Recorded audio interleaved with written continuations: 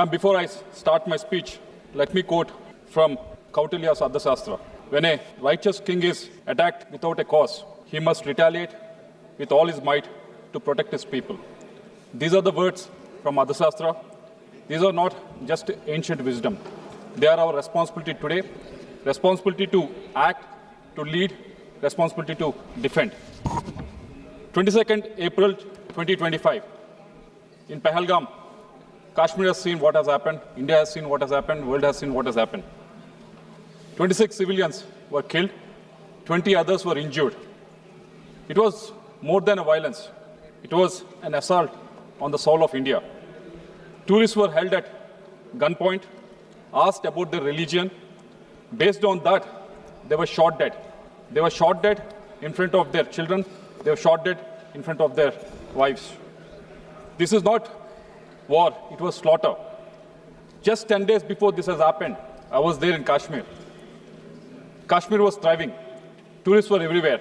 For me to travel 30 kilometers, it took almost 1.5 hours.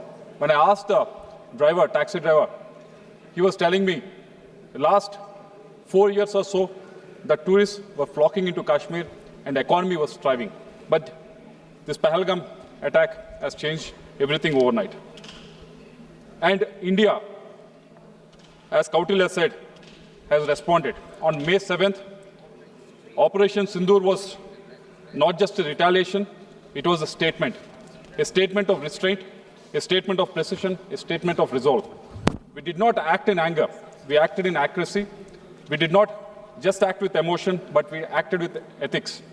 Our actions were grounded in Article 51 of the UN Charter, which guarantees the inherent right of self-defense when a nation is attacked. When a terror crosses borders, self-defense is not just a right, it becomes a duty. With Operation Sindoor, India has sent a very strong message. The message was very clear. India will wait, but India will never forget. This is not aggression, this is assertive deterrence. And behind it stood our armed forces, men and women of unmatched courage. They fought with discipline, precision, and honor. On behalf of a grateful nation, I salute our Army, Navy, Air Force, and Special Forces. Jai Hind to every woman, every uniform that stood between India and terror. This clarity of action, this moral assertiveness was possible because of the bold leadership of Prime Minister Narendra Modi ji. Under his leadership, India moved from reactive to resolute, from strategic silence to strategic sovereignty.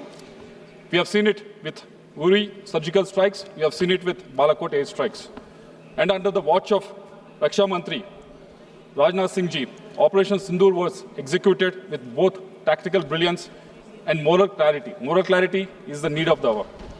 India's defense is now not just strong, it was swift, it was smart, and it was surgical. But we didn't stop at the battlefield. We took the truth to the world. 7 delegations, 32 nations. I had the honor of representing India in Qatar, Ethiopia, South Africa, and Egypt. It was led by honorable member from the opposition side, Supriya Sule. The members in this delegation came from all political parties, but when we were overseas in this delegation, we were all talking in one voice. And what we witnessed there, when we went there, was not just diplomacy. We saw solidarity. The world stood with India, not in sympathy, but in shared conviction. They saw what we stand for and what Pakistan stands for. India has a thriving democracy, whereas on the other side, Pakistan is literally an army-owned state. It has not had a prime minister who has completed 5 years of term after their independence. World has also witnessed what India has given. India has given non-violence and Gandhiji. Pakistan has given world terrorist training camps. We have given refugee to Dalai Lama, and Pakistan has given refugee to Osama bin Laden. We exported teachers, technology, and trust, whereas Pakistan exported terror.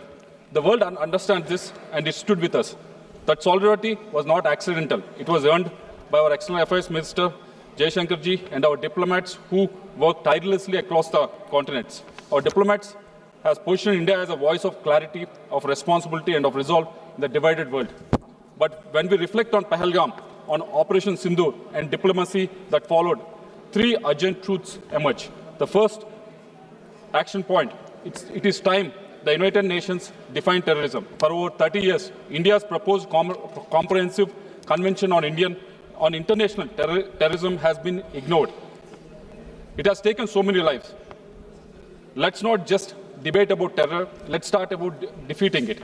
And a terrorist is not a freedom fighter, he has no religion, he has no political ideology. A terrorist is a terrorist. We call upon the government to lead a global campaign for this long overdue definition to give the world moral clarity and legal tools to act, because I believe only India can lead this campaign. Second action point, we must work actively with like-minded nations to ensure Pakistan is relisted on the Financial Action Task Force. India must ensure that sponsors of terror are held accountable. UN Security Council Resolution 1373 passed after 9/11 requires every nation to deny financing, sheltering and supporting terrorists. But across our borders, terrorists are not just shielded, they are celebrated. Their names are painted on the billboards. Their hate is shouted in public squares. Pakistan impunity has cost lives, Indian lives, global lives. We have gone across every country which has faced terror. Definitely in the terrorist activity, Pakistani fingerprint is very much visible. And the world can no longer look away. We call upon the government to use India's growing global influence to build a coalition for counter-terror finance and to ensure Pakistan duplicity is exposed and punished. And third action point, sovereignty is no longer just about land. It's not just about geography. It doesn't stop at the border. It flows through every policy, every innovation, every bite. It's about future readiness, digital, economic, energy-based, and more so importantly, defense. We have seen the example with regards to what's happening in Russia and Ukraine war. Both the countries are waging a war for a very long time, but now none of them are able to move an inch forward, because technology is advancing so fast so that both the countries can really catch up. Yes, India has been the largest importer of defense in the world in 2014, but that has changed in the last 10 years. Now 60% of weapons and equipment are Indianized and domestically manufactured. But it's high time India creates a DARPA-style innovation agency, agile, autonomous, and outcome-driven, to lead breakthroughs in defense tech mainly. Because in this era, technology is the new territory. If we don't climb it, someone else will. A sovereignty must be designed, coded, and manufactured in India. Example I want to give you is Marut.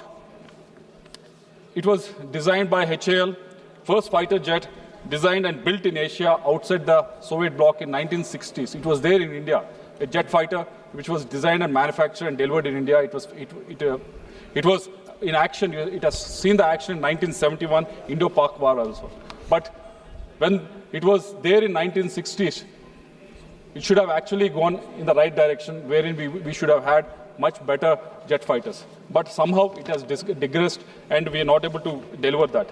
It's because unless we have a great vision, unless we have a strong leadership, it will not happen.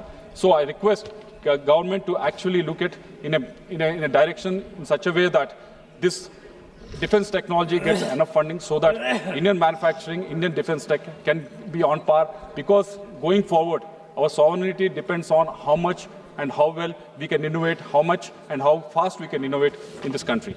Operation Sindoor showed what India can do in critical hours. Now let's show what we can do in transformational decades. Sovereignty is not just about the LOC, it's about labs, our code, our skies and our chips. Let's not just defend India, let us define the future, not just power of strength, but a force of foresight.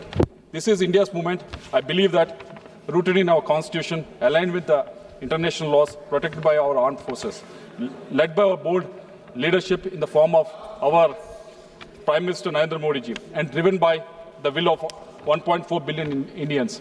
Thank you. Jai Hind.